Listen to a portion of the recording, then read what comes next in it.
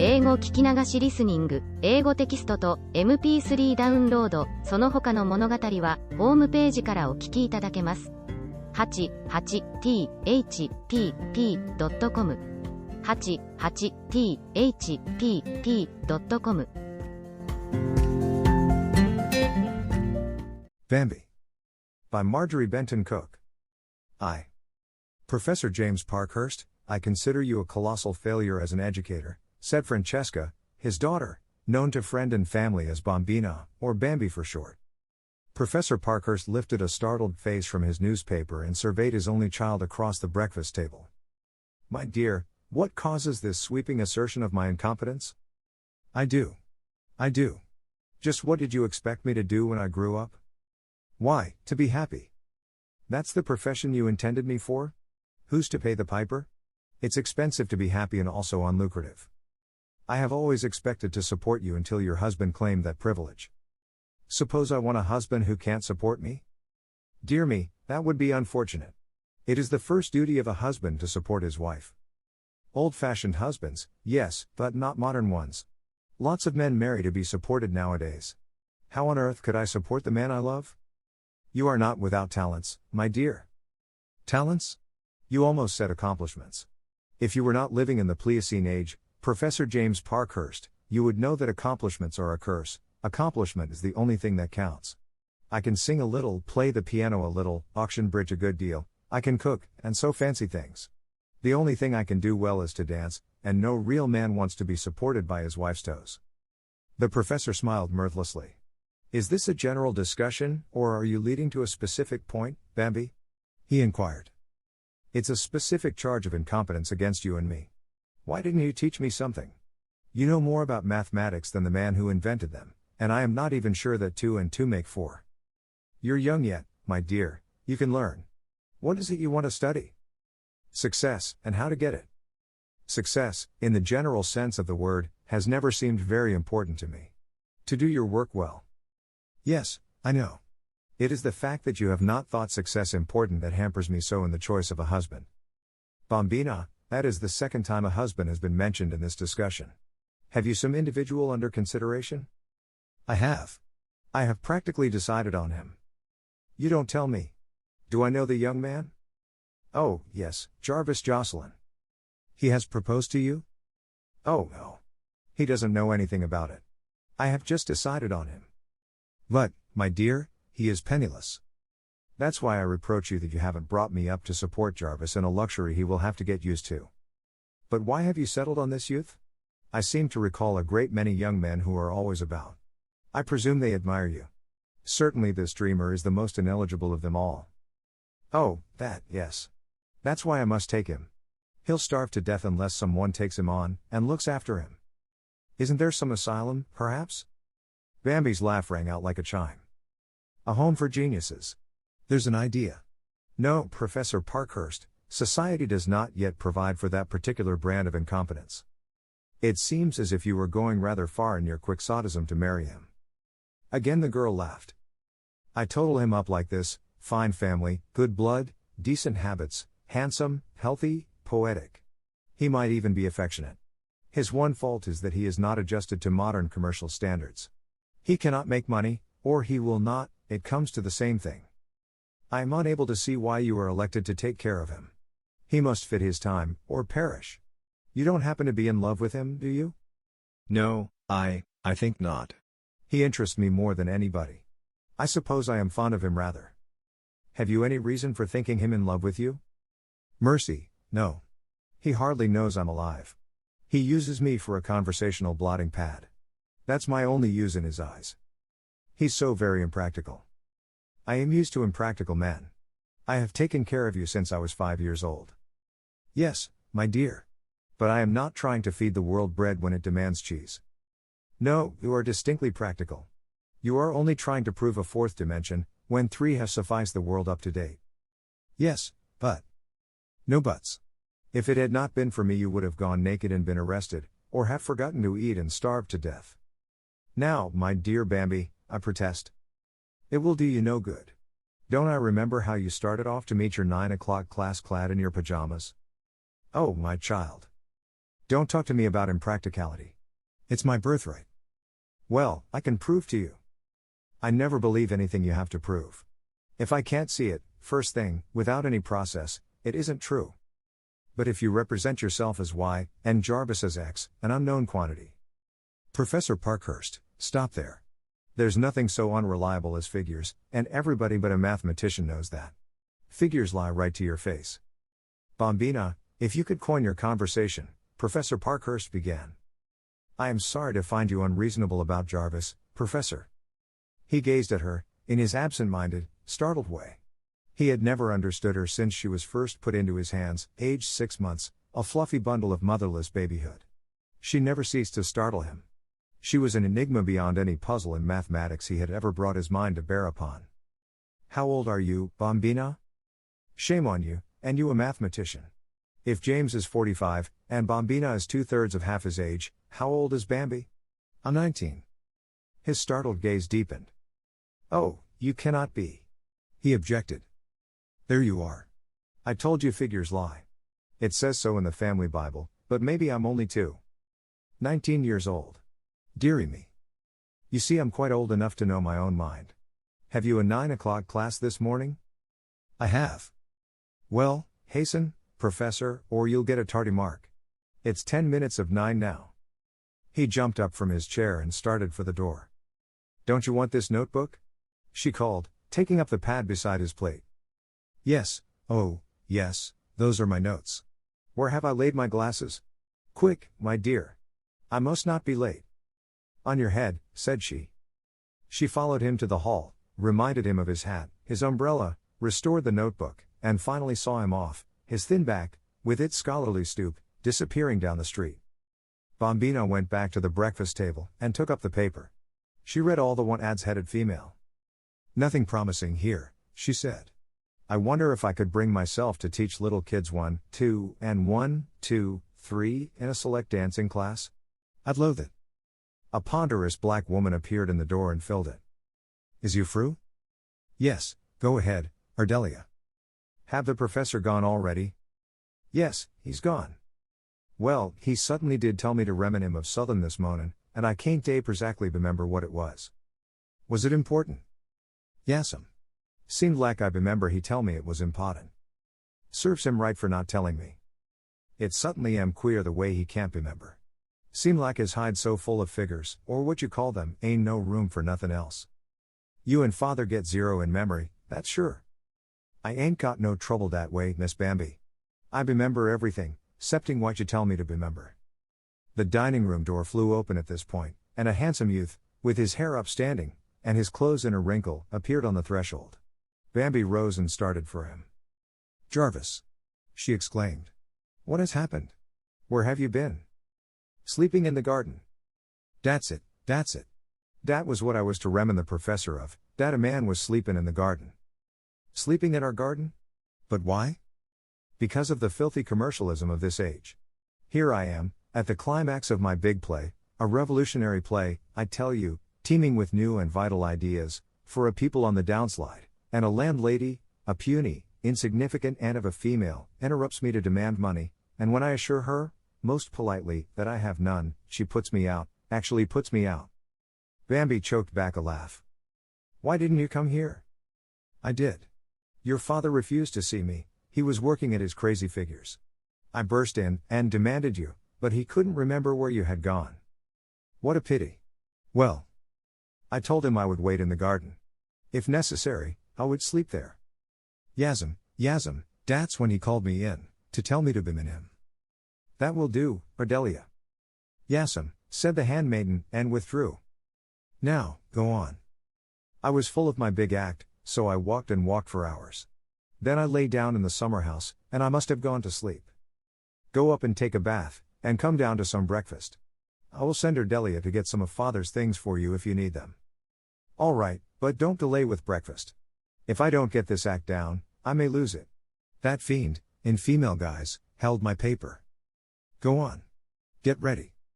He plunged out, and Bambi went to send Ardelia to him, while she cooked his eggs and fried his bacon.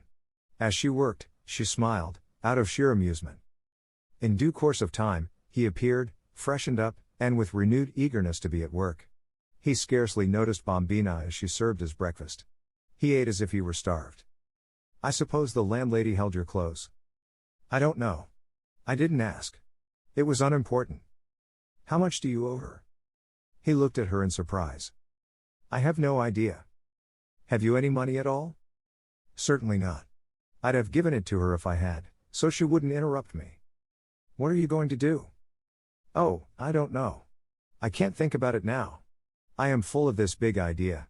It's a dramatization of the brotherhood of man, of a sublime, socialistic world. Has it occurred to you, ever, Jarvis, that the world isn't ready for the brotherhood of man yet? It's just out of the tent stage, where war is the whole duty of man. But it must be ready," he urged, seriously, "for I am here with my message." She smiled at him as one would at a conceited child. Poor old Jarvis, straight out of Elysian fields. "Were you thinking of sleeping in the summer house permanently?" "Oh, it doesn't matter, only the play matters. Give me some paper, Bambi, and let me get to work." She rose and went to stand before him. "Would you mind looking at me?" He turned his eyes on her. "Not just your eyes, Jarvis. Look at me with your mind." "What's the matter with you?"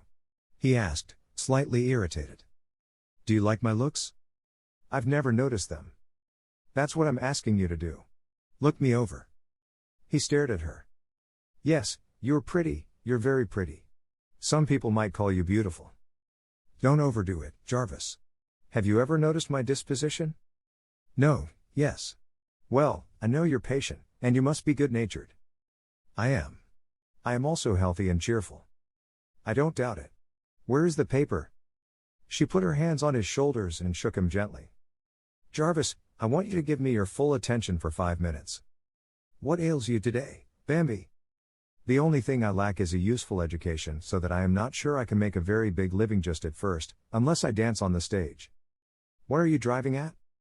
"Would you have any special objection to marrying me, Jarvis?" "Marrying you? Are you crazy?" "Obviously. Have you?" "Certainly I won't marry you. I am too busy." "You disappoint me, Bambi, you do, indeed. I always thought you were such a sensible girl. Father can help out a little, at first, but I may as well tell you, he doesn't approve of you as a son-in-law." "I don't approve of him, impractical dreamer. Where is that paper?" "You've got to be taken care of until you get an awful tumble. Then you will wake up and do big things, but in the meantime you must eat." "You talk nonsense, and you're interrupting me. If I don't get at that scene." "Will you marry me?" "I can't take care of you if you don't, because the neighbors will talk." "I won't marry you. I don't love you." "No more do I love you. That's got nothing to do with it. Here's one of Father's empty notebooks. Say yes, and you can have it." His eyes fairly glistened as they fell on the book. "For heaven's sake, don't torture me. Give me the book and have it your own way, whatever it is you want." She laughed, gave him the book, and he was at the table instantly, sweeping back the dishes with a ruthless hand. No, into the study you go, while I make a descent on your landlady, rescue your clothes, and get the license and the minister, my liege lord." She settled him at his desk, where he was immediately lost to his surroundings. Bambi slipped out noiselessly, dressed for the street, humming a little song, and presently departed. Meanwhile, his first recitations being over, the professor returned for 2 hours' research in his study, to find Jarvis ensconced there, oblivious to the outside world. Go away," he shouted to Professor Parkhurst. "I'll trouble you to get out of my study," said the professor. "You'll get your filthy money in due time, my good woman, so go away," cried Jarvis. "Whom are you addressing? Good woman, indeed." At this moment Bambi returned, and sensed the situation. "Oh, I didn't expect you back, Father Professor. This is Jarvis. You see he's come. He has no objection at all to my marrying him, so I got a minister." "A minister? You got him?" "Yes, you see Jarvis is busy. There is no need of our waiting, so we are going to be married in half an hour or so." "Today? Here?" "Yes, right here, as soon as Jarvis finishes this scene." "Is he going to occupy my library permanently?" wailed the professor. No. I'll fix him a place on the top floor." "He's not at all my choice," said Professor Parkhurst firmly, gazing at the unconscious Jocelyn. "You can see by the way he tosses paper about that he is neither methodical nor orderly. Those are husband traits that I can do without, thank you." Ardelia appeared. "Excuse me, but you all expectin' the preacher up here? He say Miss Bambi told him to come here at 11 o'clock. Yes, show him right in here." "Yes'm." Ardelia reappeared with the Reverend Dr. Short at her heels. Bambi greeted him, and Professor Parkhurst shook hands absently. Bambi went to lean over Jarvis. He suddenly threw down his pen, stretched himself, and groaned. "Now, if I can just get the last act outlined." "Jarvis, just a minute, please." He suddenly looked at her, and at the other two. "This is Reverend Dr. Short, Mr. Jarvis Jocelyn." "I have nothing to say to orthodoxy," Jarvis began, but Bambi interrupted him. "Dr. Short has come to marry us. Stand up here for a few moments, and then you can go on with your third act." She laid her hand on his arm and drew him to his feet. "The shortest possible service, please, Dr. Short. Jarvis is so busy today." Dr. Short looked from the strange pair to Professor Parkhurst, who looked back at him. "You are sure this is all right?" he questioned. "Do tell him to be quick, Bambi. If it's about that landlady, I cannot. Go ahead, Dr. Short." Dr. Short read the service, and between the three of them they induced Jarvis to make the proper responses. He seemed utterly unaware of what was going on about him, and at the end of a brief service, when Bambi's hand was taken from his arm, he sat down to work at once. Bambi led the other two men from the room. "He acted as if he were drunk, or drugged, but he isn't. He's just full of an idea," she smilingly explained.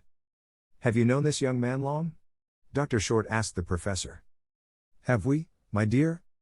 "We have known him 15 years, she answered.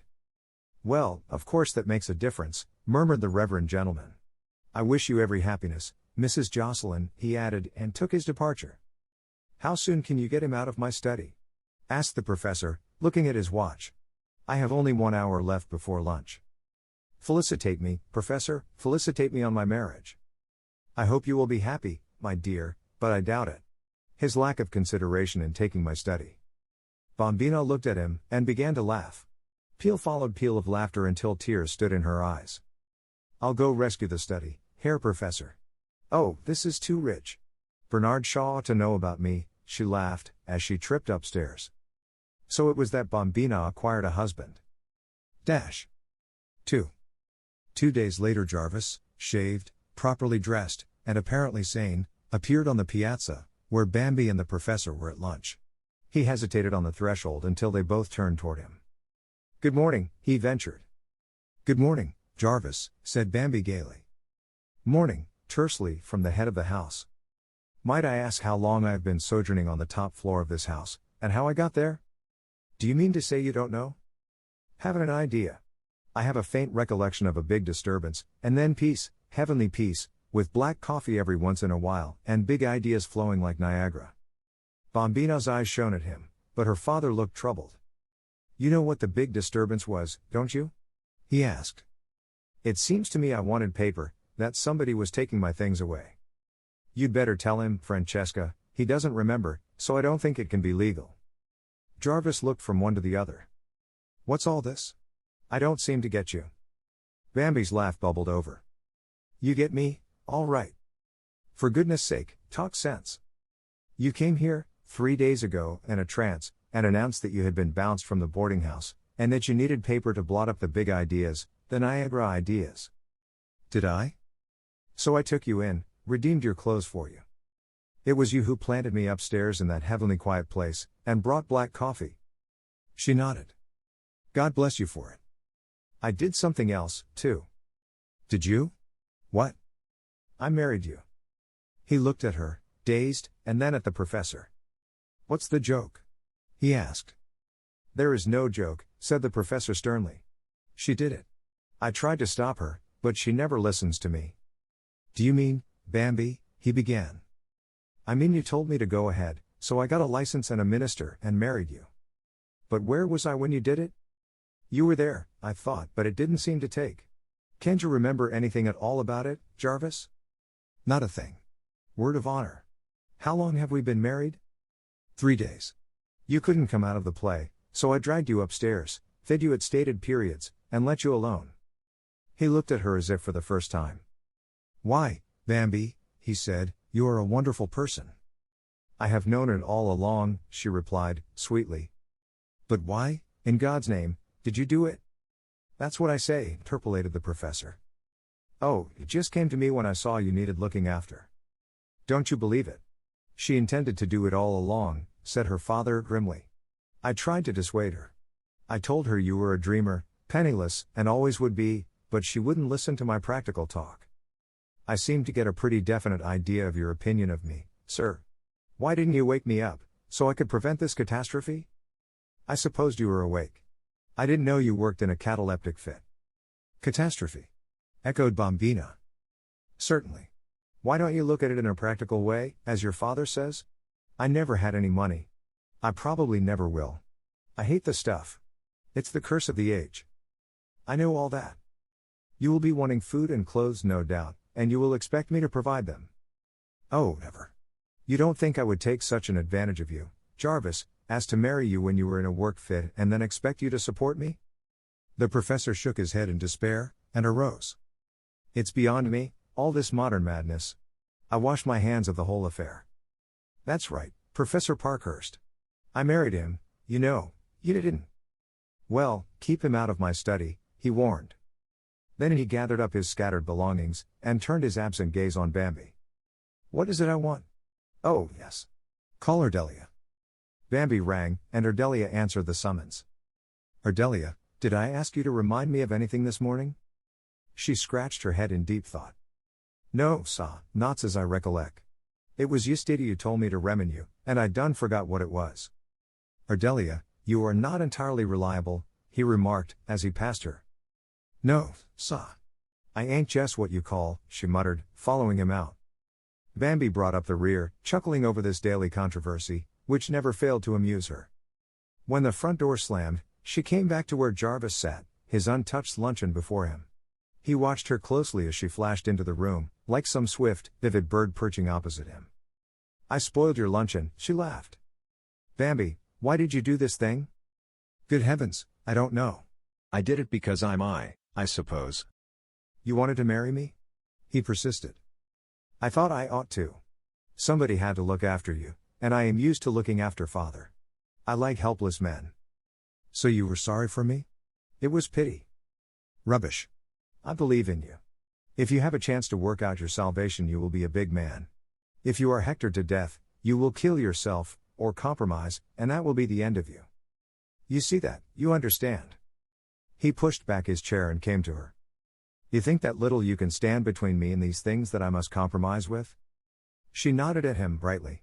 He leaned over, took her two small hands, and leaned his face against them. Thank you, he said, simply, but I won't have it. Why not? Because I am not worth it. You saw me in a work fit. I'm a devil. I'm like one possessed. I swear and rave if I am interrupted. I can't eat nor sleep till I get the madness out of me. I am not human. I am not normal. I am not fit to live with. Very well, we will build a cage at the top of the house, and when you feel a fit coming on you can go up there.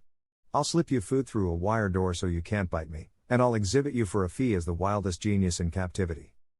Bambi, be serious. This is no joke. This is awful. You consider it awful to be married to me? I am not thinking of myself. I am thinking of you. You have got yourself into a pretty mess, and I've got to get you out of it. How? I'll divorce you. You've got no grounds. I've been a kind, dutiful wife to you. I haven't been near you since I married you, except to give you food. How do you expect we are to live? Nobody wants my place. How do you know? You never try to sell them. You told me so yourself. You feel so superior to managers and audiences that you never offer them. I know. I occasionally go to the theater, by mistake, and I see what they want. That's no criterion. We won't condemn even a Broadway manager until he proves himself such a dummy as not to want your plays. Broadway? Think of a play of mine on Broadway. Think of the fat swine who waddle into those theaters. My dear, there are men of brains writing for the theater today who do not scorn those swine. Men of brains? Who, I ask you? Bernard Shaw. Showman, trickster. Very. Well, maybe. Pinheiro? Pinheiro knows his trade, he admitted. Galsworthy, Brieux. Galsworthy is a pamphleteer. Brieux is no artist. He is a surgeon. They have nothing to say to Broadway. Broadway swallows the pills they offer because of their names, but they might just as well give them the sugar drip they want, for all the good it does. Well, they'd get heard, anyhow. What's the use of writing a play if it isn't acted? Of course we'll sell your plays. But if we don't, where will you be? Oh, I'll be all right. I mean to support myself, anyhow, and you, too, if the plays don't go. He laughed. You are an amusing mite. Queer, I never noticed you before. You'll like me, if you continue to be aware of me. I'm nice, she laughed up at him, and he smiled back.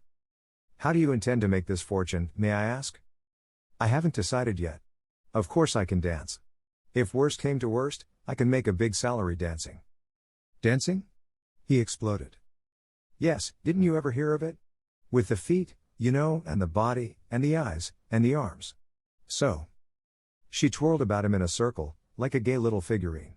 He watched her, fascinated. You can dance, can't you? I can. At times I am quite inspired. Now, if you and the professor will be sensible, and let me go to New York and take a job, I could support us all in luxury. You could write and he could figure. I don't see that it is any business of ours what you do, but I certainly won't let you support me. Do you really mean it isn't your business? Why should it be? Well, if I am your wife, and his daughter, some people would think that it was distantly related to your business. Why New York? Why not here? In this town they think I am crazy now. But if I burst out as a professional dancer, wow. That's so. It's a mean little town, but it's quiet. That's why I stay. It's quiet. You wouldn't mind my being away, if I went to New York, would you? Oh no. I'd be busy. That's good. I really think you are almost ideal. Ideal? As a husband. They are usually so exacting and interfering. I've not decided yet to be your husband. But you are it. Suppose you should fall in love with somebody else? I'm much more apt to fall in love with you. Heaven forbid. He exclaimed, and came to her side quickly. Bambi, promise me that no matter what happens you will not do that. You will not fall in love with me. She looked at him a minute, and then laughed contagiously. I am serious about this. My work is everything to me. Nothing matters but just that, and it might be a dreadful interruption if you fell in love with me. I don't see why, unless you fell in love with me. No danger of that, said he, and at her laugh turned to her again. If ever you see any signs of my being such a fool as that, you warn me, will you? And what will you do then? I'll run away. I will go to the ends of the earth. That particular madness is death to creative genius. All right. I'll warn you. I've got to begin to polish my first draft today, so I'll go upstairs and get at it. Will you be gone 2 days this trip? He turned to smile at her. Some people would think you were eccentric, he said. They might, she responded. I am almost sane when I polish, he laughed. It's only when I create that I am crazy. It's all right then, is it? We go on. Go on? Being married? Well, I have no objection, if you insist, but you'd better think over what I told you. I think you have made a mistake, and you shall never support me. I never think over my mistakes, said Bambi. I just live up to them. I agree with your father that you risk a good deal. Risks are exciting. If you don't like it, you can divorce me the next time I am in a work fit. I'll never know it, so it will be painless. Jarvis, that's unfair. He came back quickly. That was intended for humor, he explained. I so diagnosed it, she flashed back at him. He looked down at her diminutive figure with its well-shaped, patrician head, its sensitive mouth, its wide-set, shining eyes. Starshine, he smiled. She poked him with a sharp what? You don't think I ought to kiss you, possibly, do you? Mercy, no. Good. I was afraid you might expect something of me. Oh no. Think what you have done for the girl, she quoted, and he heard her laugh down the hall and out into the garden. He took a step as if to follow her. Then, with a shake of his shoulders, he climbed the stairs to his new workshop with a smile on his lips. 3. The professor was working in his garden. It was one of his few relaxations, and he took it as seriously as a problem. He had great success with flowers, owing to what he called his system. He was methodical as a machine in everything he did, so the plants were fed with the regularity of hospital patients, and flourished accordingly. Today he was in pursuit of slugs. He followed up one row, and down the next, slaying with the ruthlessness of fate. The general effect of his garden was rather striking. He laid out each bed in the shape of an arithmetical figure. The pansy beds were in figure eights, the nasturtiums were pruned and ordered into stubby figure ones, while the asters and fall flowers ranged from 4s to 20s. The professor carried his arithmetical sense to extremes. He insisted that figures had personality, just as people have, and it was a favorite method of his to nickname his friends and pupils according to a numeral. He was watching the death throes of a slug, with scientific indifference, as his son-in-law approached him, carrying a wide-brimmed hat. "Professor Parkhurst, your daughter desires you to put on your hat. You forgot it." "Oh, yes. Thank you. I should like the opportunity of a few words with you, sir, if you can spare the time." "Well, I cannot. My time is very precious. If you desire to walk along with me while I destroy these slugs, I will listen to what you say." He pursued his course, and Jarvis, perforce, followed. "I have been in your house for a week, now, Professor Parkhurst, and I have merely encountered you at meals." "Often enough," said the professor, making a sudden turn that almost upset Jarvis. "I go 50 steps up, and 50 steps back," he explained, and Jarvis stared at him open-mouthed. "You count your steps?" he repeated. "Certainly, no matter what I do, I count. When I eat, when I sleep, walk, talk, think, I always count." "How awful. A human metronome. I must make a note of that." And Jarvis took out a notebook to make an entry. "You have the notebook habit?" snorted the professor. "Yes, I can't afford to waste ideas, suggestions, thoughts." "Bah! A most offensive habit. I gather, from your general attitude," Jarvis began again, "that you dislike me." "I neither like nor dislike you. I don't know you. You never will know me, at this rate. I am not sure that I care to." "Why not? What have you against me?" "You are not practical." "Do you consider yourself practical?" "I do. I am the acme of practical. I am mathematical." He slew another bug. "How can you do that?" cried Jarvis, his concern in his face. "That slug has a right to life. Why don't you get the point of view of the slug?" "He kills my roses," justified the professor. "He's a murderer. Society has a right to extinguish him." "The old fallacy, a tooth for a tooth? You'd sacrifice my roses to save this insect?" "I'd teach the rose to take care of itself." "You're crazy," he snapped, and walked on, Jarvis at his heels. "I didn't come to quarrel with you about our views of gardening, or of life. I realize that we have no common ground. You are of the past, and I am of the future. There is nobody more modern than I am," cried the professor. "Rubbish. No modern wastes his life in rows of inanimate numerals. We get out and work at humanity and its problems." "What are the problems of humanity?" "Food, employment, education, health. All of them mathematical. Economics is mathematical." "Well, I wish instead of teaching a few thousand students higher algebra that you had taught your own daughter a little common sense."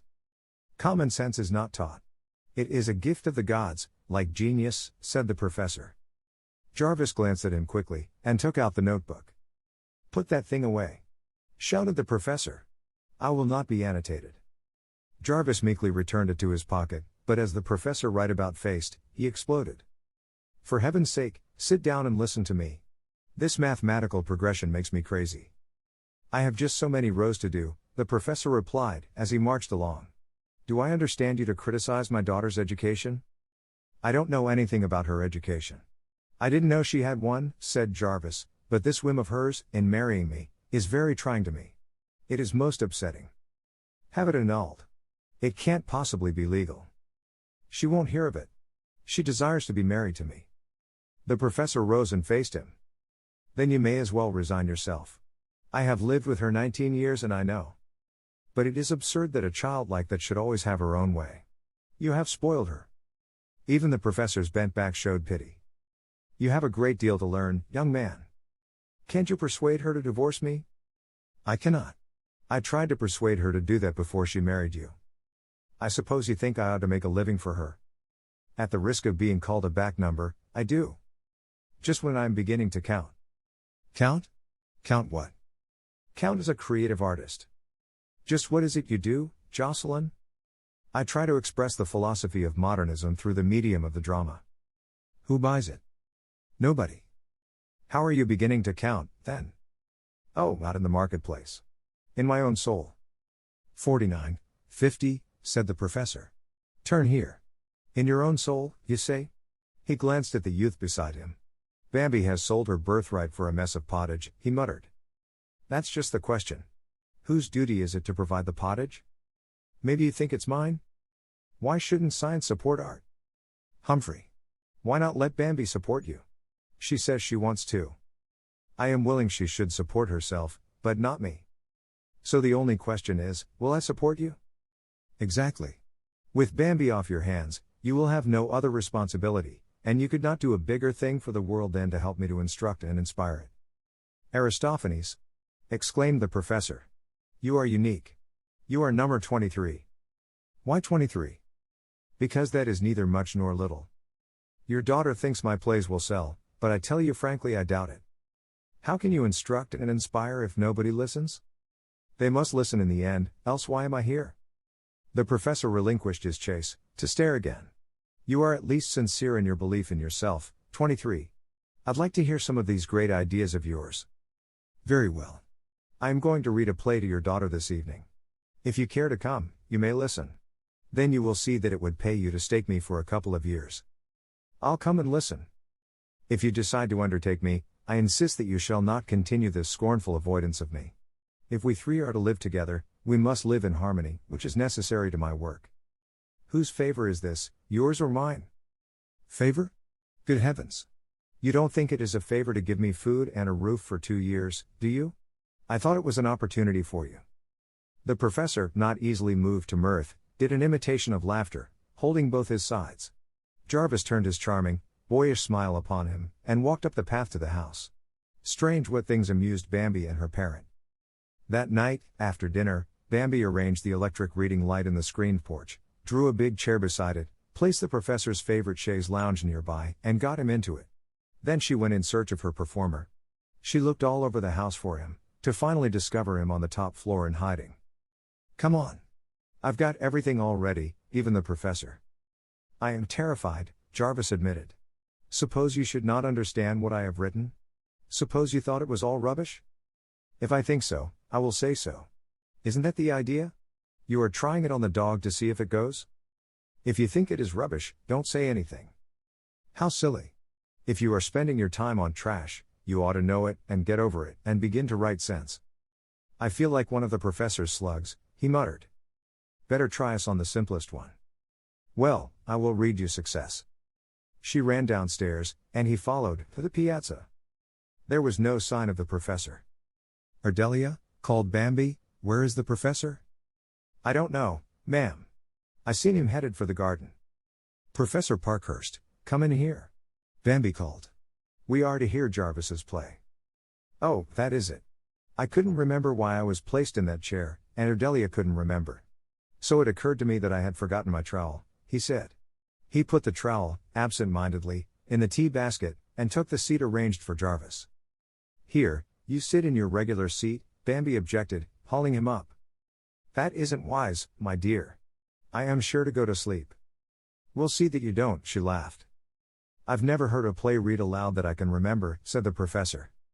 You will probably be very irritating, then. Don't interrupt me. If you fumble things, or make a noise, I'll stop. That knowledge helps some, retorted the professor, with a twinkle. If I can't stand it, I'll whistle.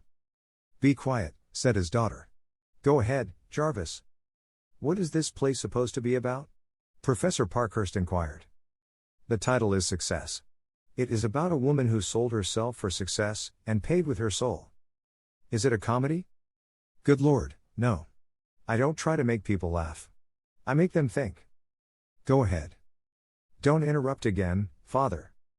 Jarvis began to read, nervously at first, then with greater confidence. He read intelligently, but without dramatic value, and Bambi longed to seize the manuscript and do it herself. Once, during the first act, the professor cleared his throat. Don't do that, said Jarvis, without pausing for the professor's hasty apology. The play told the story of a woman whose God was success. She sacrificed everything to him. First her mother and father were offered up, that she might have a career. Then her lover. She married a man she did not love, that she might mount one step higher, and finally she sacrificed her child to her devouring ambition. When she reached the goal she had visioned from the first, she was no longer a human being, with powers of enjoyment or suffering. She was, instead, a monster, incapable of appreciating what she had won, and in despair she killed herself. There were big scenes, some bold, telling strokes, in Jarvis's handling of his theme. Again, it was utterly lacking in drama. The author stopped the action and took to the pulpit. At the end of the first act he stopped and looked at the faces of his audience. The professor was awake and deeply puzzled. This strange young man was holding up to his view a perfectly strange anomaly which he called a woman. The professor had never dreamed of such a hybrid. He couldn't grasp it. He gasped at Jarvis's audacity.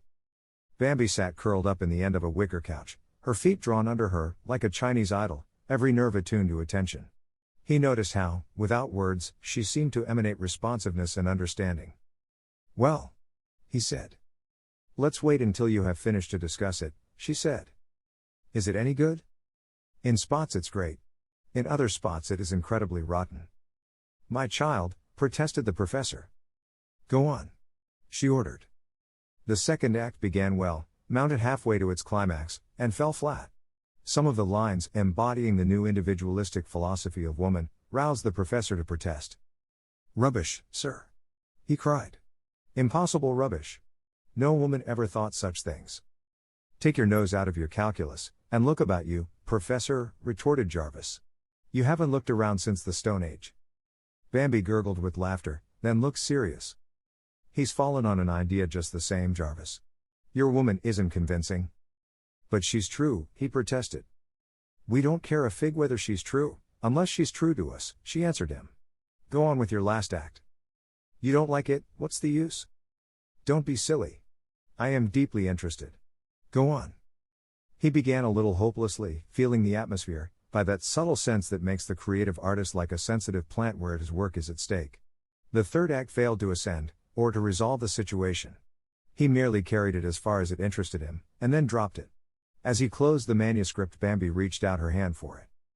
"Give it to me, in my hand," she ordered. He obeyed, questioningly. "I feel as if it was such a big thing, mangled and bleeding. I want to hold it and help it." "Mangled?" "Yes. Don't you feel it? She isn't a woman. She's a monster. You don't believe her. You won't believe her, because you hate her. But she's true. She lives today. She is the woman of now," he repeated. "No, no, no. Woman may approximate this, but she doesn't reason it out. Let her be fine, and big, and righteously ambitious. Make us sympathize with her. But I am preaching against her. All the better. Make her a tragedy. Show the futility of it all. She didn't kill herself. You killed her." "Do you write plays?" he asked her. "No, but I feel drama. This is big, but it is all man psychology. You don't know your woman." "I should hope not," said the professor. "You needn't tell me there are such women in the world. She is worse than Lucretia Borgia." "Of course she is in the world, Father Professor. You haven't looked at a woman since Mother died, 19 years ago, so you are not strictly up to date. I have hundreds of young women in my classes." "Learning Euclid," interpolated Jarvis. "Well, Euclid is more desirable than what your heroine learned and taught." "Not at all. She learned life." The professor turned to Bambi. "Have you any ideas in common with this person, my dear?" "Oh, yes, some. All of us are freebooters in this generation." "Why have you never spoken to me of them?" "Oh, Professor, I never bother you with ideas. Jarvis, I think if you do it over, you could sell it." "I hate doing things over, the spontaneity all gone." "Well, you've got to do it over, that's all. You've murdered that woman, and it is wicked. She must be resuscitated and given another chance. Will you help me?" She looked at him with a quick flash of pleasure. "Oh, I would so love to. I can't help you build it, but I can tell you what I feel is wrong. We will begin tomorrow." "Are all your works as extreme as this?" queried the professor. "They are all cross-sections of life, which is extreme," replied Jarvis. "You young people read riddles into life.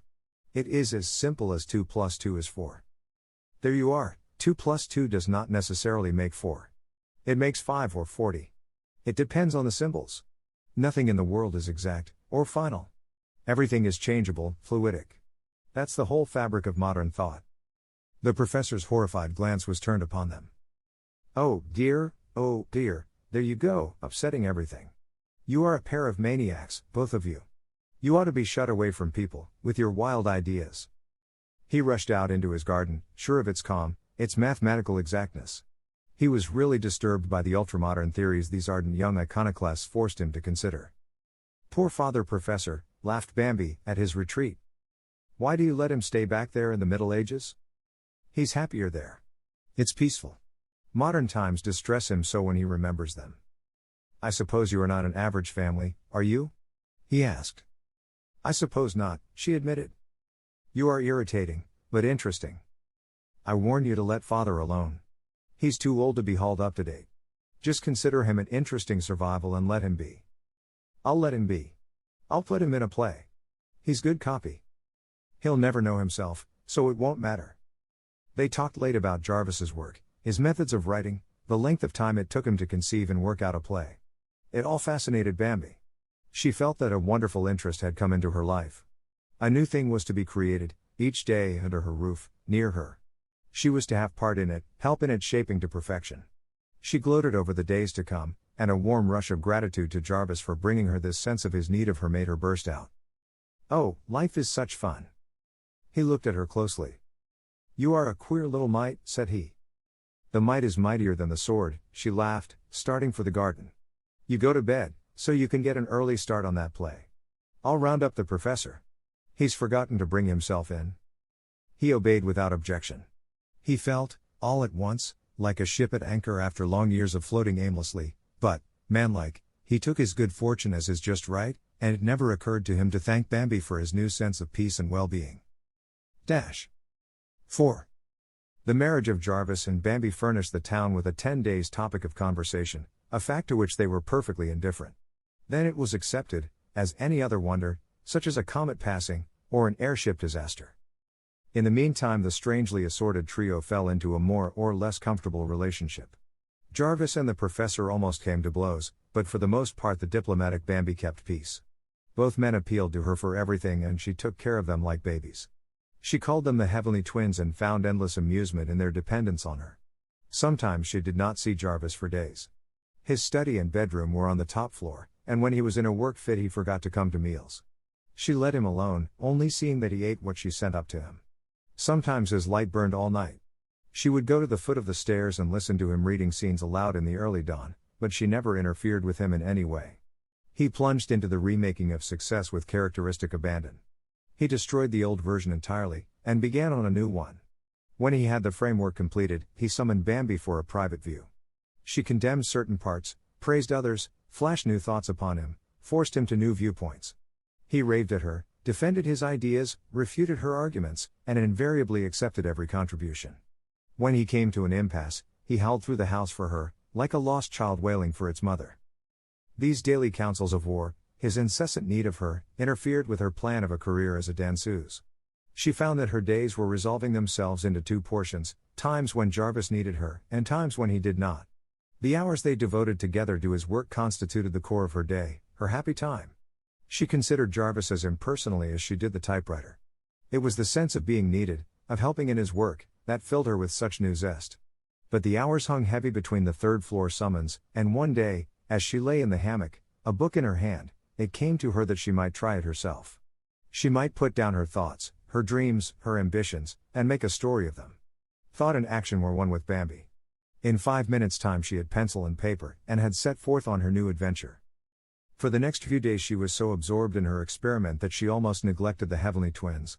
The professor commented on her abstraction, and Ardelia complained that everybody in dis he a house is crazy, all of them studyin' and writin', yo can't even sing a hallelujah but somebody is a shoutin', sh. Only Jarvis failed to note any change. It was too much to expect that the great Jocelyn could concentrate on any but his own mental attitudes. Like most facile people, Bambi was bored with her masterpiece at the end of a week, and abandoned it without a sigh. She decided that literature was not to be enriched by her. In fact, she never gave a thought to her firstborn child until a month after its birth, when a New York magazine fell into her hands offering a prize of $500 for a short story. She took out her manuscript and read it over with a sense of surprise. She marched off to a stenographer, had it typed, and sent it to the contest, using a pen name as a signature, and then she promptly forgot about it. 6 weeks more of hard labor brought success almost to completion. Bambi was absorbed in the play. It was undoubtedly much better. Her hopes were high that it would get a production.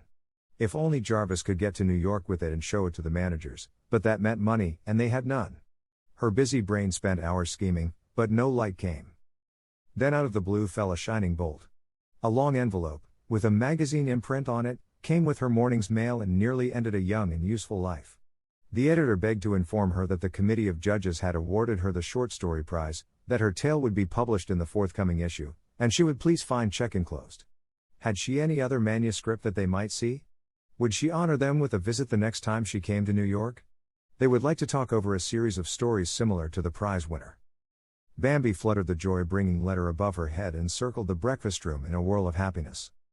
The professor and Jarvis had both departed to their lairs, or they would have witnessed the best pas-seul of Bambi's life. She fluttered the joy-bringing letter above her head, and circled the breakfast room in a whirl of happiness.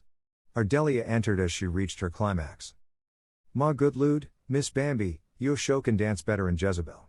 I lo the debil do get into yo, the way yo all dance. Go away from me. Don yo drag me into no conjure dance." "Ardelia, the gods do provide," cried Bambi. "Such unutterably crazy good luck, to think of my getting it. Did you get a lottery prize, Miss Bambi?" "That's just what I got, a lottery prize." "For the lude's sake. What you going to do with it?"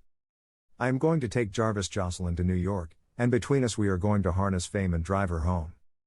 "Well, I don't know who Fame is, but if she's a hoss, where yo goin' to keep her when yo get her? We ain't got no barn for her." Bambi laughed. "We'll stable her all right, Ardelia, if we can catch her. This is a secret between you and me. Don't you breathe it to a soul that I have won anything. No, Bam, yo kin trust me to the death. I'll bring you a present from New York if you won't tell." She rushed off to her own room, to look over her clothes and plan. Having married Jarvis out of hand, she would now take him on a moneymoon. They would seek their fortune instead of love. He would peddle his play, she would honor the publisher with a visit. She hugged herself with joy over the prospect. She worked out various schemes by which she could break it to Jarvis and the professor that she had money enough for a trip to New York, without saying how she got it. Fortunately, they were not of an inquiring mind, so she hoped that she could convince them without much difficulty. She tried out a scene or two just to prove how she would do it. At luncheon she paved the way. "How much more work is there on the play, Jarvis?" "I ought to finish it this week," he answered. "It is good, too. It is a first-rate play." "You ought to go to New York with it, and see the managers," she said. "Uck. Well, it's got to be done. You can't teach school unless you have pupils." "I am not a pedant," he protested. "You're a reformer, and you've got to get something to reform. The work itself satisfies me." "It doesn't satisfy me. You have got to produce and learn before you will grow. You're a wise body for such a small package. That's the way wisdom comes. Perhaps, oh Sybil, you will read the future and tell me how I am to finance a trip to New York." "Oh, the money will be provided, airily." "Yes, I suppose it will. It always is when actual need demands it, but how?" "Never mind how. Just rest in the assurance that it will." He looked at her, smiling. "Do you know I sometimes suspect that fate had a hand in bringing us together? We are so alike." "We are so alike we're different," she amended, laughing. She waited until next day to explode her bomb. "I think if you finish up the play this week, Jarvis, we can have it typed early next week, and get off to New York on Friday or Saturday." He stared at her. "On foot?" he inquired. "Oh, no. I find I have the money." "You find you have it? You had that much and didn't know it?" He exploded so loudly that the professor came to, and paid attention. "I am careless about these things," Bambi murmured. "What's all this?" queried the professor. "What I can't see is that if you had money enough to pay up my board bill, why you married me," continued Jarvis. "Just one of my whims." "I am so whimsical," retorted Bambi. "Would you mind telling me?" begged the professor. "She's got money enough to take us to New York," repeated Jarvis. "Thank you. I don't wish to go to that terrible place. Of all the distressing, improbable places, New York is the worst," replied Professor Parkhurst. "Be calm, Professor. I was not planning to take you," soothed his daughter. "But what is to be done with me?" he inquired, anxiously.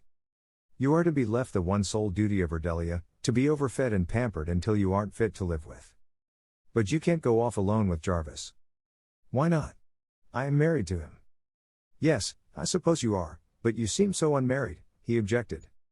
We will have to practice up a few married poses, Jarvis. You must not act so interested in me. Father says we don't act married. I am not in the least interested in you, Jarvis defended himself, valiantly.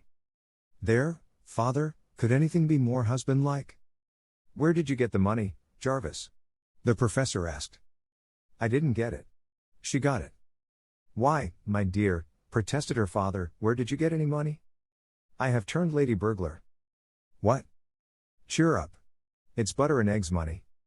Butter and eggs money? Repeated Jarvis. Certainly. The downtrodden farmer's wife always gives up her butter and eggs money to save the family fortunes, or build a new barn. What are you talking about? Interrupted the professor. I don't know why the fact that I have a little money saved up should start a riot in this family. I have to go to New York on business, and as Jarvis has to go to see managers about success, I merely propose that we go together. What business have you in New York, my dear? My own, Professor Darling. Excuse me, he hastened to add. Certainly, she replied, blithely.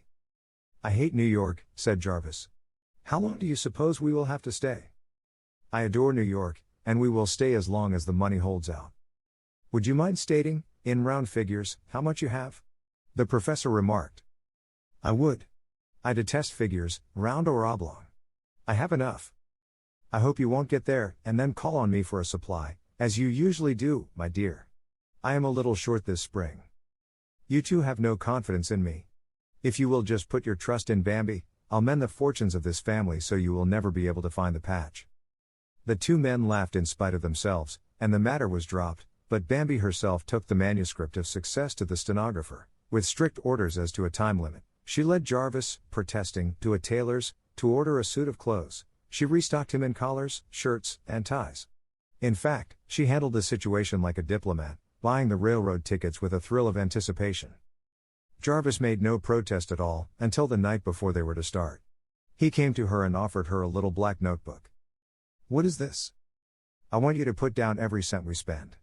This is a loan, you understand. It's a gift from the gods.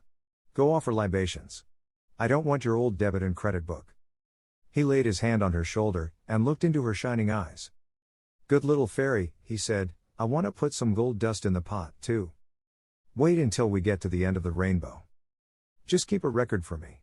My mind is such a sieve, he said, offering the spurned black book. All right. Give me the Black Maria. I will ride your figures in it. That was a pun. You ought to be spanked. Oh, Jarvis, isn't it fun? She cried to him. Is it? I feel that turning salesman and approaching a manager is like marching to the block. Poor old dreamer.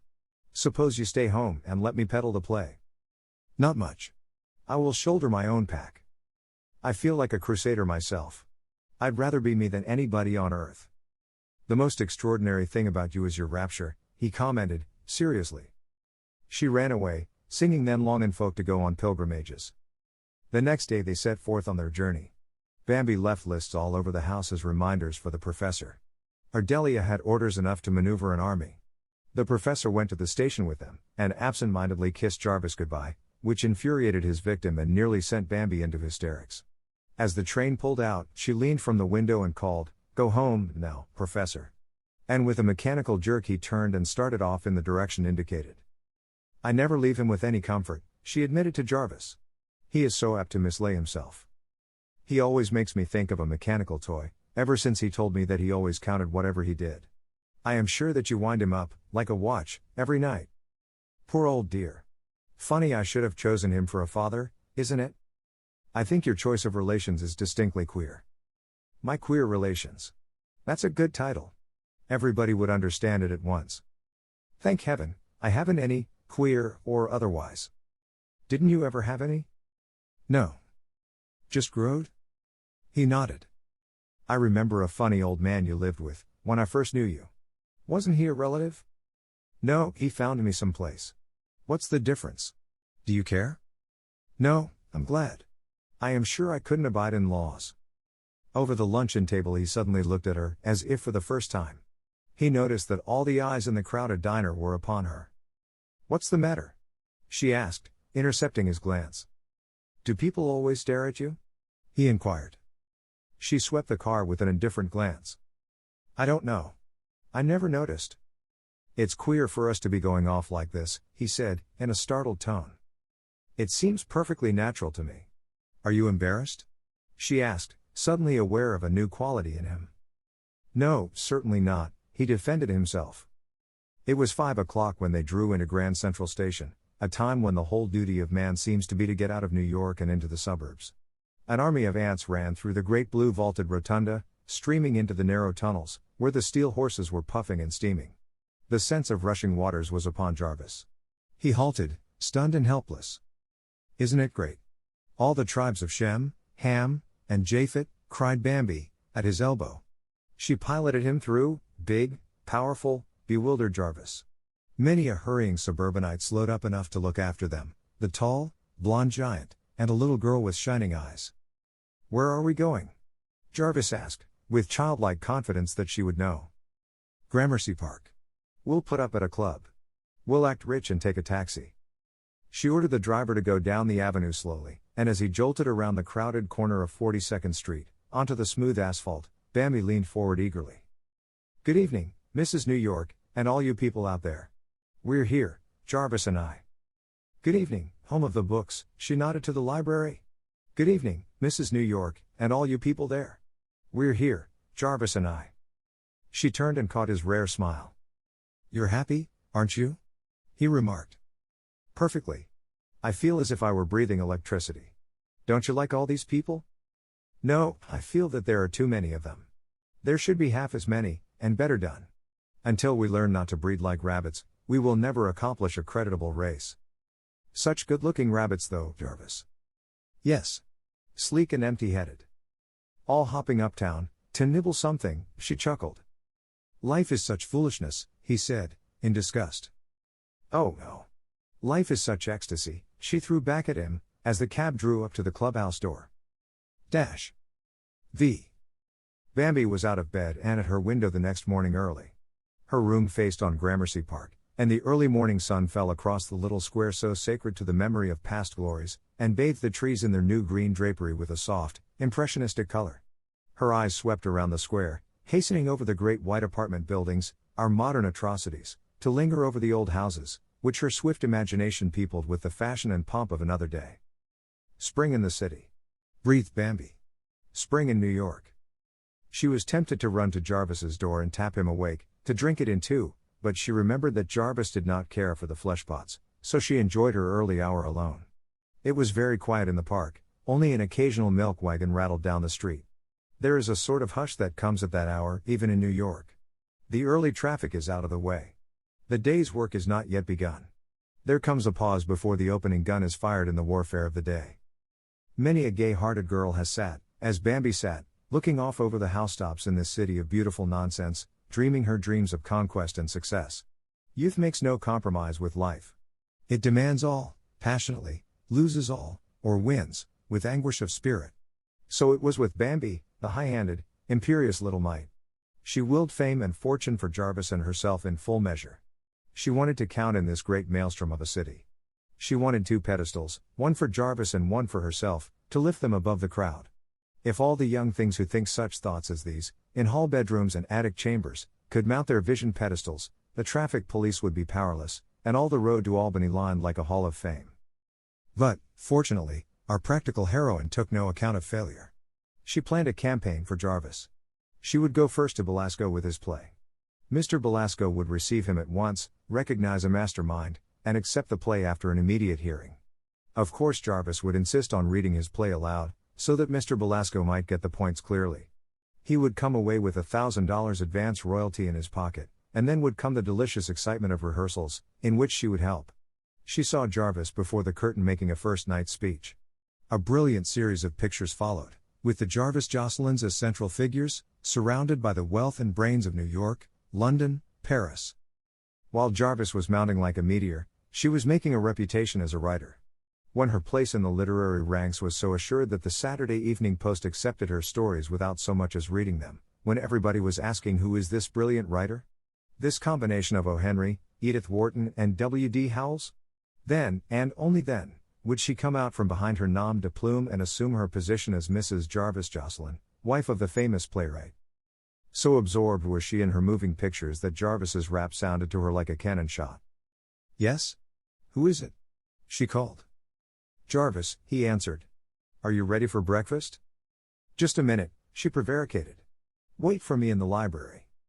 She plunged into her tub and donned her clothes in record time. Fortunately, Jarvis did not fret over her tardiness. He was lost in an article on the drama in a current magazine. "Good morrow, my liege lord," quoth Bambi, radiant, fresh, bewitching. "This man has no standards at all," he replied, out of the magazine. She quietly closed it and took it from him. "I prefer to test the breakfast standards of this club," she laughed. "Did you sleep?" she added. "I always sleep." "Let's play today," she added, over the coffee cups. "Play?" "Yes. We've never been anywhere together before. I've put aside an appropriation for amusement. I say we draw on that today." "All right. Where shall we go?" "Let's go on top of the stage to Claremont for lunch, and then we might see some pictures this afternoon, dine here, and the theater tonight." "Had it all thought out, did you? What would you plan?" she inquired. "We will do my way tomorrow and your way today," he said. "All right. I promise to enjoy your way if you will promise to enjoy mine, not just endure it scornfully." "You must think I'm a bore." "No. But I think that until you learn that an artist cannot afford to scorn any phase of life that is human, you will never do great work." He looked at her keenly. "Fifth Avenue isn't human. It's an imitation," he objected. "You're very young, Jarvis," she commented. "Upon my soul," he laughed, so spontaneously that an old fogey at the next table said audibly to his waitress, "Bride and groom," and for some reason Bambi resented it with a flare of color. "It's true," she continued, "until you realize that Fifth Avenue and the Bowery are as inevitable as the two ends of the teeter-totter, you won't see the picture true." "Sometimes you show a most surprising poise," he granted her. "But of course you are not the stuff of which creative artists are made." She chuckled, and patted her bag where the billfold lay, with its crisp hundreds due to some imitation of creative impulse. "Just where, and in what, am I lacking?" she asked, most humbly. A creative artist would not care a fig for truth. He creates an impression of truth out of a lie if necessary. "But I am in the direct line from Ananias," she protested. "I inherit creative talent of that brand." So they laughed and chattered, in the first real companionship they had ever known. True to the plan, they ascended the stage at 18th Street, Bambi in a flutter of happiness. As the panorama of that most fascinating highway unrolled before them, she constantly touched this and that and the other object with the wand of her vivid imagination. Jarvis watched her with amused astonishment, for the first time really thoroughly aware of her. Again he noticed that wherever she was a lodestone for all eyes. He decided that it was not beauty, in the strictest sense of the word, but a sort of radiance which emanated from her like an aura. 23rd Street cut across their path with its teeming throngs. Madison Square lay smiling in the sunshine like a happy courtesan, with no hint of its real use as wayside inn for all the old, the poor, the derelict, whose tired feet could find refuge there. The vista of the avenue lay ahead. "It's like a necklace of sparkling pearls," Bambi said, with incessant craning of her neck. "I feel like standing up and singing the song of the bazaars. There isn't a stuff, nor a silk, nor a gem from Araby to Samarkand that isn't here." "It bewitches you, doesn't it?" Jarvis commented. "Think of the wonder of it. Camel trains and caravans, merchant ships on all the seas, trains, and electric trucks, all bringing the booty of the world to this great, shining bazaar for you and me. It's thrilling." "So it is," he agreed. "I hope you mark the proportion of shops for men, dresses, hats, jewels, furs, motor clothes, tea rooms, candy shops, corsetiers, florists, bootmakers, all for women. Motor cars are full of women. Are there no men in this menagerie?" "No. They are all cliff dwellers downtown. They probably wear loincloths of a fashionable cut," she laughed back at him. "They all look just alike, so many mannequins on parade. I suppose there are distinctions in class. There must be some shopgirls in this crowd. Can you distinguish them?" he asked. "Oh, yes. Not by cut, for the general line is the same for Judy O'Grady and the captain's lady, but there is a subtle difference to the feminine eye." "But you don't look like all the rest of them." "No, alas, I look distinctly suburban. All I need is a package to make the disguise complete. Oh, Jarvis, do let's hurry and make much red gold, so I can look like these finished things that trip up Fifth Avenue. You want to be like them, like those dolls? He scorned, with a magnificent gesture. Yes. I'd like to be so putrid with wealth that I could have rows of wardrobe trunks, with full sets of clothes for every me. How many of you are there? Oh, lots. I've never counted myself. Some days I'd dress up like a Broadway siren, some days I'd be a Fifth Avenue lady, or a suburbanite, or a reformer, or a ballet dancer, or a visitor from Boston. What would I be doing while you were all these? Oh, you'd be married to all of us. We'd keep you busy. The idea is appalling. A harem of misfits. We'd be good for your character. And death to my work. You'd know more about life when you had taken a course of us. Too much knowledge is a dangerous thing, he remarked. Shall we get off and go into the library? Not today. That's part of your day. I want just people and things in mine. What are you today? He inquired. An hurry, a soulless hurry, she retorted. As they approached the university club, Jarvis recognized it with scorn. Monument to the stupidity of modern education, probably full this minute of provincials from Harvard and Yale, all smugly resting in the assurance that they are men of culture. I adore the way you demolish worlds, Bambi sparkled up at him. Another monument, he remarked, indicating a new church lifting its spires among the money changers' booths. Hick Jassett, education and religion. Look at that slim white lady called the Plaza. You ought to name her Miss New York. Good, Jarvis. In time you will learn to play with me. He frowned slightly. I know, she added, I am scheduled under interruptions in that famous notebook. Unless you play with me occasionally I shall become actively interruptive. You are as clever as a squirrel, he said. Always hiding things and finding them. Hick Jassett Bambi, along with the other self-important, modern institutions, she sighed humbly. They rattled across the circle and up Broadway. Bambi was silent, bored with its stupidity. It was not until they turned onto Riverside Drive that her enthusiasm bubbled up again. Don't you love rivers? She exclaimed, as the Hudson sparkled at them in the sun. I've never known any, he replied. Oh, Mr. Hudson, Mr. Jocelyn, she said, instantly. I thought, of course, you had met. You absurdity? Laughed Jarvis. What is it that you love about rivers? Oh, their subtlety, I suppose. They look and act so aimless, and they are going somewhere all the time. They are lazy and useful and good. I like them. Is there anything in the universe you don't like? Jarvis inquired. Yes, but I can't think what it is just now, she answered, and sang Ships of Mine Are Floating, Will They All Come Home? So zestfully that an old gentleman in the front seat turned, with a smiling I hope so, my dear. She nodded back at him gaily, to Jarvis's annoyance. As they approached Grant's tomb, she glanced at him suspiciously. When they got safely by, she sighed with content. If you had said anything bromidic about Grant's tomb, Jarvis Jocelyn, I should have thrown myself off the top of the stage to certain death. At times you underestimate me, he replied. At Claremont, Bambi ordered a most enticing repast, and they were very gay. Everybody seemed gay, too. The sun shone, the early spring air was soft, and a certain gala-stolen sweets air of Claremont made it seem their most intimate meal. Everybody smiled at Bambi and she smiled back. Nice sort of hooky place, isn't it? She commented. Do you know the man at the next table? Which one? The fat one, who is staring so. Oh no. I thought you meant the one who lifts his glass to me every time he drinks. Jarvis pushed back his chair furiously. I will smash his head, he said, rising. Jarvis. Sit down. You silly thing. He's only in fun. It's the spirit of the place. I won't have you toasted by strange men, he thundered. All right. I'll make a face at him next time, she said, soothingly, but somewhere, down in the depths of her being, where her cave ancestor lurked, she was pleased. As they finished their coffee, Bambi picked up the check, which the waiter laid beside Jarvis's plate. Do you mind my paying it? Would you rather do it? Certainly not. It's your money. Why should I pretend about it? She could have hugged him for it. Instead, she overfed the waiter. It's too heavenly, out of doors, for pictures, after all, she said, as they came out onto the drive. What shall we do?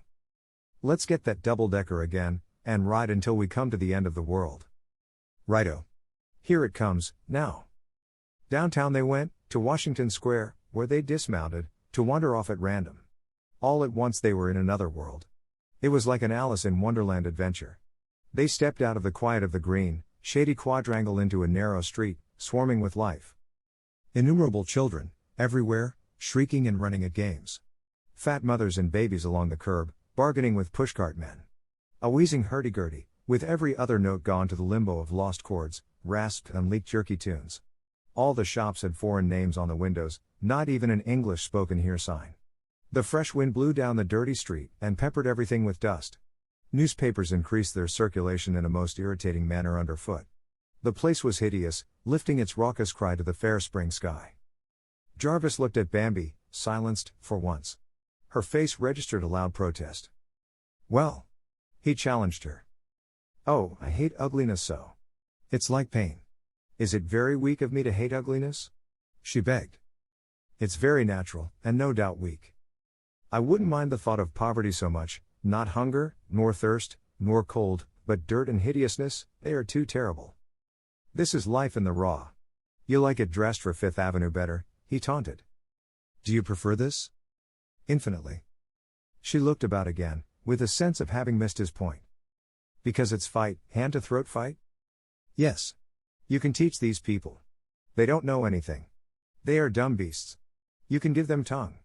It's too late to teach your upper end." A woman passed close, with a baby, covered with great sores. Bambi caught at Jarvis's sleeve and tottered a step. "I feel a little sick," she faltered. He caught her hand through his arm, and hurried her quickly back the way they had come. As they mounted the stage, he looked at her white face. "We will have to expurgate life for you, Miss Might." No. I want it all. I must get hardened." Back at the club, she hurried into her hot bath, with a vague hope of washing off all traces of that awful street. But their talk at dinner was desultory and rather serious. Jarvis talked for the most part, elaborating schemes of social reform and the handling of our immigrant brothers. They started off to the theater, with no definite plan. Bambi's spirits rose to the lights of Broadway, like a trout to a silver shiner. There is a hectic joyousness on Broadway, a personification of the eat, drink and be merry, for tomorrow we die spirit which warms you, like champagne, or chills you, like the icy hand of despair, according to your mood. Bambi skipped along beside Jarvis, twittering gaily. "People are happy, aren't they?" Surface veneer. "Jarvis, you old bogey man, hiding in the dark, to jump out and say boo. That's my work, booing frauds. Let's go in here," he added. "Damaged goods," Bambi read on the theater poster. "Do you know anything about it?" "I've read it. It is not amusing," he added. She followed him without replying.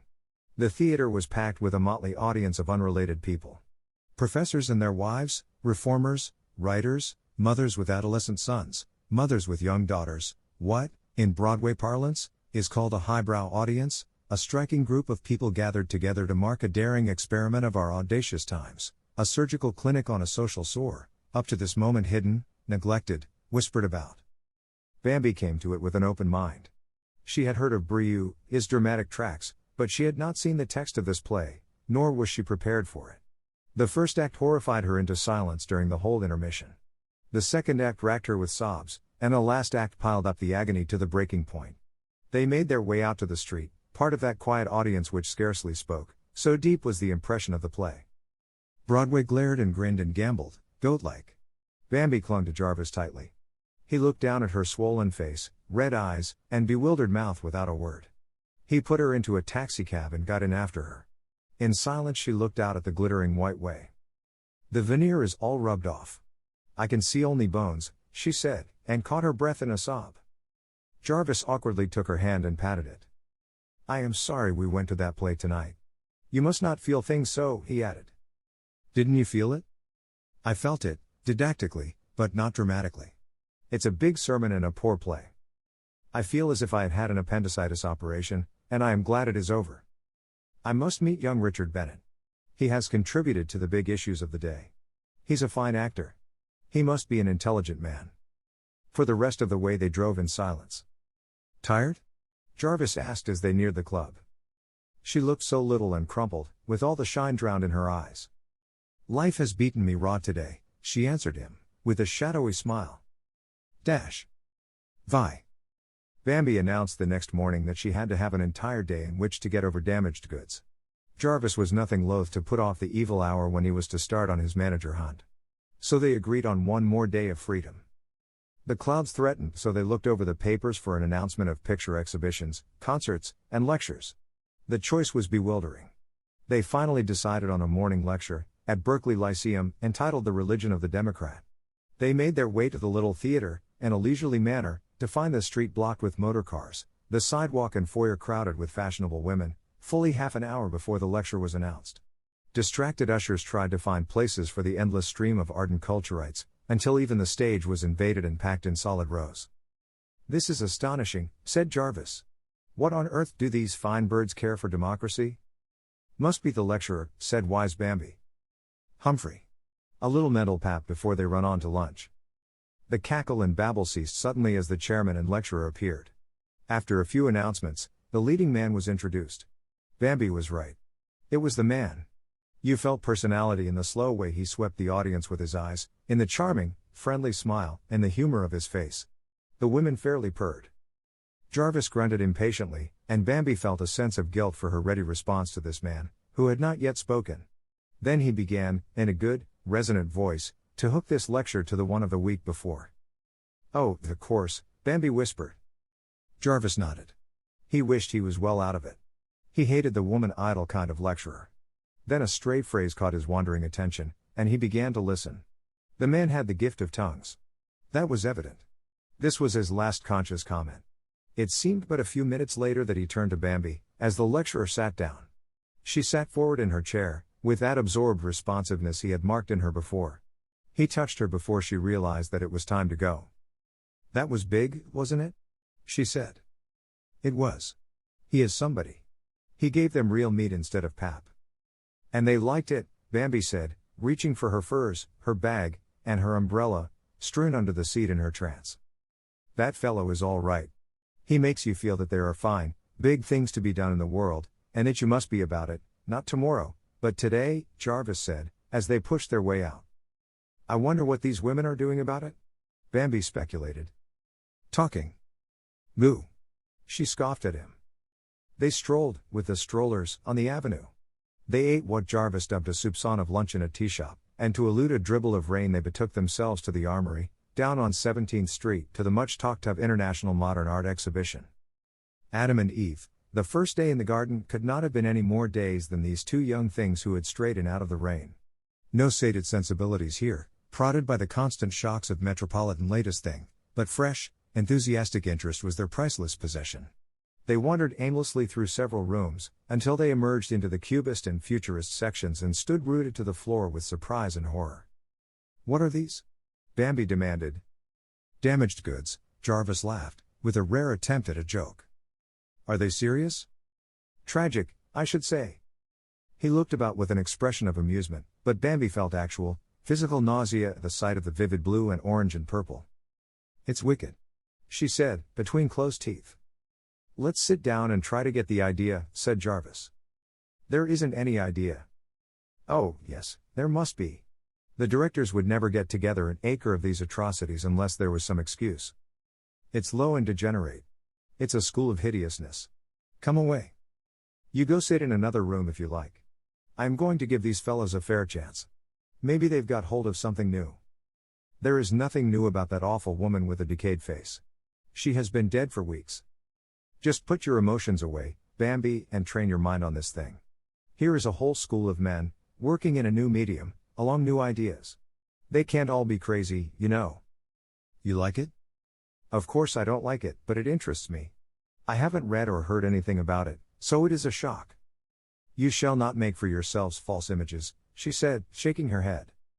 "Maybe these maniacs are trying to break up the conventions of painting and sculpture. They want more freedom. They are anarchists, vandals. Possibly, but if they are necessary to the development of a bigger art expression, they ought to work in secret and exhibit in the dark. No. We have to be prepared for it. Our old standards have got to go." "I feel as medieval as the professor. I never really understood him before. We ought to bring him here." "I think it would kill him," Bambi answered. They spent a couple of hours, and then went back to the club. For some reason the cubists had stirred Jarvis deeply. He divined something new and sincere, where Bambi felt only pose and degeneracy. "When you think of that awful street, and damaged goods, And that exhibit of horrors, all in 2 days, I don't wonder I feel like an old woman, she said. Suppose we stay in tonight? There is some kind of special meeting announced here, to discuss the drama. We might go in for a little while. All right. But early to bed, for tomorrow we set out on our careers. You haven't told me what yours is, yet, he objected. Mine is a secret. The dining room of the club was entirely full when they went down, and a hum of talk and laughter roused Bambi's tired sensibilities. It's quite jolly, she said. Some of the people look interesting, don't they? I talked to that little man, over there, with the red necktie, while I was waiting for you, and he has ideas. Lovely woman with him. They chatted personalities for a while. Seems ages since we left home, doesn't it? Yes. Big mental experiences obliterate time. The professor has forgotten to write, of course. He has probably forgotten us. Oh no. I feel that I am getting rather well acquainted with you, he nodded and smiled. How do you like me, now that you have met me? She teased. You are an interesting specimen oversensitized. Jarvis. She protested. I sound like a cubist picture. After dinner they drifted with the crowd into the art gallery, where they talked to several people who introduced themselves. It was very friendly and social. The lecturer they had heard in the morning was there. Jarvis went to speak to him and brought him back to Bambi. She found him jolly and responsive. She even dared to twit him about his feminine audience. People seated themselves in groups, and finally a chairman made some remarks about the modern drama and invited a discussion. A dramatic critic made cynical comment on the so-called uplift plays, which roused Jarvis to indignation. To Bambi's surprise, he was on his feet instantly and a torrent of words was spilled upon the dramatic critic. He held the attention closely, in an impassioned plea for thoughtful drama, not necessarily didactic, but the serious handling of vital problems in comedy, if necessary, or even in farce. It need not be such harrowing work as Brieux makes it, but if the man who had things to say could and would conquer the technique of dramatic writing, he would reach the biggest audiences that could be provided, which ought to pay him for the severity of his apprenticeship. Bambi thrilled with pride in him, his handsome face, his passionate idealism, and his eloquence. He sat down, amid much applause, and Bambi knew he had made his place among these clever people. He took some part in the discussion that followed, and when they went upstairs she marked the flush of excitement and the alive look of his face. I was proud of you, Jarvis, she said, as they stopped at her door. Nonsense. The man I talked against was a duffer, but this has been a great day, he said. This place stimulates you every minute. Tomorrow we move on Broadway, Captain Jocelyn. Get your forces in order to advance. Very good, General. Good night, sir. Good night. As she closed her door she skipped across the room. She knew the first gun had been fired when Jarvis rose to speak. If she was to act as commander in the making of his career, she was glad she had a personality to work with. Nobody would forget that Greek head, with its close-cropped brown curls, those dreaming blue eyes, and that sensitive, over-controlled mouth. Her own dreams were wrought about them. 7. The day which Bambi foretold would sometime be famous in history dawned propitiously, with sun and soft airs. A sense of excitement got them up early. Breakfast was over, and Jarvis ready for action, by 8:30. I don't believe Mr. Belasco will be down this early, Jarvis, Bambi said. Well, he is a busy man. He'll probably get an early start. I want to be on the ground when he arrives, anyhow. If he should want me to read the play this morning, we should need time. She made no more objections. She straightened his tie, and brushed his coat, with shining eyes, full of excitement. Just think. In 5 hours we may know. He took up his hat and his manuscript. Yes, he answered confidently. Shall we lunch here? Yes, and do hurry back, Jarvis. At the door he remembered her. Where are you going? Do you want to come? No. I have something to attend to myself. Good luck. She held out her hand to him. He held it a second, looking at it as if it was a specimen of something hitherto unknown. I am not forgetting that you are giving me this chance, he said, and left abruptly. Bambi leapt about the rooms in a series of joy leaps that would have shamed Murdkin, before she began the serious business of the day. Jarvis had carefully looked up the exact location of the Belasco Theater. He decided to walk uptown, in order to arrange his thoughts, and to make up his mind just how much and what he would say to Mr. Belasco. The stir, the people, the noise and the roar were unseen, unheard. He strolled along, towering above the crowd, a blond young Achilles, with many an admiring eye turned in his wake. None of the perquisites of success, so dear to Bambi's dreams, appealed to him. He saw himself, like John the Baptist, crying in the wilderness, which was the world, and all the people, and all the cities, were roused out of their lethargy and dull submission at his call, not to prayer, but to thought. It was a great mission he was upon, and even Broadway became consecrated ground. He walked far beyond the cross street of the theater in his absorption, so it was exactly 9:30 when he arrived at the box office. "I want to speak to Mr. Belasco," he said to the man there. "3 flights up." "Is there an elevator?" "Nah." He resented the man's grin, but he made no reply. He began to climb the long flights of dark stairs. Arrived at the top, the doors were all locked, so he was forced to descend again to the box office. "There is nobody up there," he said. "You didn't expect anybody to be there at this hour of the dawn, did you? What time does Mr. Belasco usually come?" "There is nothing usual about him. He is liable to land here any time between now and midnight, if he comes at all." "He doesn't come every day, then?" The man grinned. "Say, you're new to this game, ain't you? Sometimes he don't show up for days. The steno can tell you whether he is coming today." "The steno?" "Yes. The skirt that's in his office." "When does she come?" "Oh, about 10 or 11. "Thank you. Don't mention it." Jarvis made the ascent again. He stood about for nearly an hour before the office girl arrived. "Those stairs is the limit," she gasped. "You waiting for me?" "I am waiting for Mr. Belasco." "Oh. Appointment?" "No." "Got a letter to him?" "No." "What do you want to see him about?" "A job?" "No. About a play." She ushered him in, opened the windows, took off her hat, looked at herself in the mirror, while she patted her wonderful hair. She powdered her nose, fixed her neck ruffle, apparently oblivious of Jarvis. "What time do you expect Mr. Belasco?" "Goodness only knows." "Do you think he will come today?" "Far be it from me to say. But I wish to see him. Many a blonde has twirled his thumbs around here for weeks for the same reason. But I am only in New York for a little while." "I should worry," said she, opening her typewriter desk. "Give me your play. I'll see that it gets to him. I'd rather talk to him myself." "Suit yourself. I suppose I can wait here." "No charge for chairs," said the cheerful one. An hour passed, broken only by the click of the typewriter. Conventional overtures from the cheerful one being discouraged, she smashed the keys in sulky silence. From 11 to 12 things were considerably enlivened. Many sleek youths, of a type he had seen on Broadway, arrived. They saluted the cheerful one gaily as Sally and indulged in varying degrees of witty persiflage before the inevitable "The governor in?" "Nope." "Expect him today?" "I dunno." "Billy here?" "Dunno." "Thank you, little one." Sometimes they departed, sometimes they joined Jarvis's waiting party. Lovely ladies, and some not so lovely. Old and young, fat and thin, they climbed the many stairs and met their disappointment cheerfully. They usually fell upon Jack, or Billy, or Jim, of the waiters, who, in turn, fell upon Belle, or Susan, or Fay.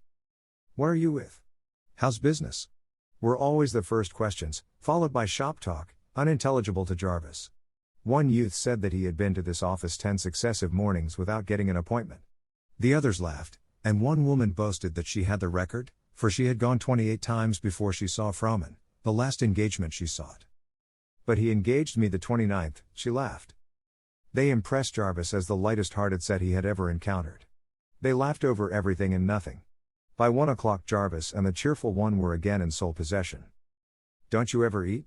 she asked him. "Oh, is it lunch time?" he inquired. "Come out of the trance." She went through the entire performance before the mirror, in putting on her hat. "Shall I bring you anything, dearie?" she asked him, as she completed her toilette. "I'm going, too," he said. "I'll be back." He plunged down the stairs. When he reached the street he thought of Bambi's face when he returned with the announcement of his futile morning. He went into a shop, telephoned the club that he had been detained and would not be back to lunch. Then he foraged for food and went back to his sitting on the top floor of the Belasco. "Well, little stranger," said the cheerful one, on her return. His interest in the afternoon callers waned. At 5 o'clock he gave it up. He arranged with his new friend to call her up in the morning to see if she had any news from the front. Then he slowly turned his footsteps toward the club. He was irritated at the long delay, and for the first time aware that there might be more difficulty in seeing managers than he had anticipated. He had thought the condescension all on his part, but 8 hours of airing his heels in the outer purlieus had altered his viewpoint a trifle. His main concern was Bambi's disappointment. She had sent him out with such high hopes, she would receive him back with his big chief feathers drooping. He was sorrier than he would admit to drown the shine in her eyes. He walked downtown to postpone the evil hour, but in the end it had to be faced. 英語聞き流しリスニング、英語テキストと MP3 ダウンロード、その他の物語はホームページからお聞きいただけます。88thpp.com 88thpp.com